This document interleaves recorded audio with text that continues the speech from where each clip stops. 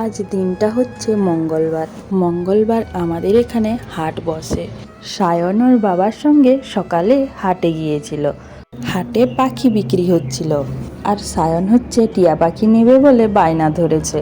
আর টিয়া পাখিগুলোর দাম না অনেকটাই বেশি ছিল, তার জন্য ওর বাবা আর কিনে দেয়নি, ঘর চলে এসেছে। তাই দেখো সায়ন রাগ করে শুয়ে আছে সকাল থেকে, এখনো কিন্তু কিছুই খায়নি।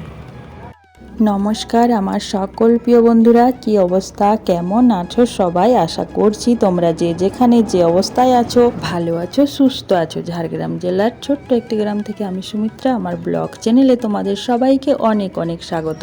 এখন ঘড়ির কাঁটায় ঠিক সকাল 10টা। বড়দেরকে আমার প্রণাম আর ছোটদেরকে আমার অনেকটা ভালোবাসা জানিয়ে 10টার থেকে আজকের ব্লগটা শুরু করলাম। স্কিপ না করে পুরো ভিডিওটা দেখার অনুরোধ করছি আমি তোমাদের কাছে। আশা করছি আজকের ব্লগটা তোমাদের একটু হলেও ভালো লাগবে।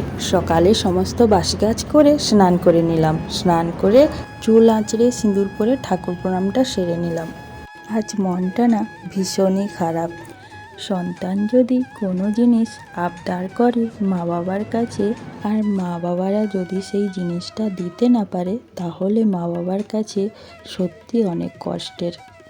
অনেক কষ্ট করে ভুলিয়ে ভালিয়ে খাওয়িয়েছি। চকলেটটা খেলে রাগটা কমবে তো?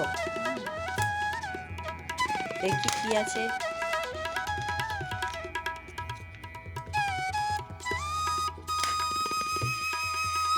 ও কিন্তু ভীষণ খুশি হয়ে গেছে জানো তো। অল্পতেই সায়ন খুব খুশি হয়ে যায়। ওর বাবা ওকে বলেছে শীতকালে আমি তোকে টিয়া পাখি কিনে দেব, তাই সে ভুলে গেছে।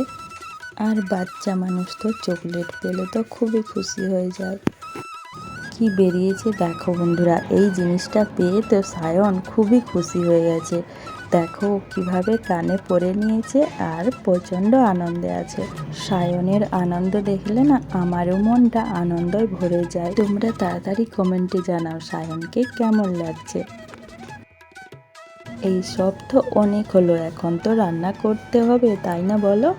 দেখো আমি উনুনটা ধরিয়ে ভাতের হাঁড়িটা চাপিয়ে চাল ধুয়ে দিয়ে দিলাম হাঁড়িতে। আরে বন্ধুরা, তোমরা আমার ভিডিও দেখছো, তাহলে কেন চ্যানেলটা সাবস্ক্রাইব করছো না? ভিডিও দেখে চলে যাচ্ছ। প্লিজ বন্ধুরা, তোমরা সবাই আমাকে একটু সাপোর্ট করো, না হলে আমি যে এগাতে পারবো না। আর যা যা স্বপ্ন দেখে ওয়াইটিতে এসেছিলাম, সেই স্বপ্নগুলো কিছুই সত্যি করতে পারবো না। তো বন্ধুরা, আমি কি একটু বেশি বক বক করে ফেললাম?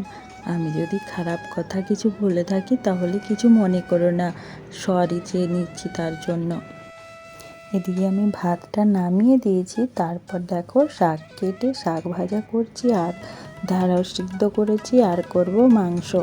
সব কিছু কাটাবাটা হয়ে গেছে, এখন আমি মাংসটাকে ভালোভাবে মাখিয়ে রেখে দেব। আর এদিকে আলু পেঁয়াজটা কাটতে বাকি আছে, আলু পেঁয়াজটা কেটে নেব, তার আগে শাকটা ভেজে নিই।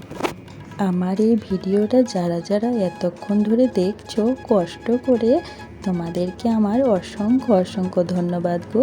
এইভাবে আমার পাশে থেকো আর সবাই সবাইকে সাপোর্ট করে যাও। সবাই সবার সাপোর্ট ছাড়া কিন্তু কেউ এগিয়ে যেতে পারবে না। আজকের ভিডিওটা এই পর্যন্তই। ভিডিওটা ভালো লাগলে একটা লাইক করে দাও, আর কমেন্ট অবশ্যই করো। তোমাদের কমেন্ট দেখলে না আমার মনটা কিন্তু খুশিতে ভরে যায়। আর এখন তো কেউ কমেন্ট করছোই না, কমেন্ট করে ছেড়ে দিয়েছো। আর নতুন হয়ে থাকলে চ্যানেলটা সাবস্ক্রাইব করে দাও। দেখা হচ্ছে পরবর্তী ভিডিওতে। সবাই সুস্থ থেকো।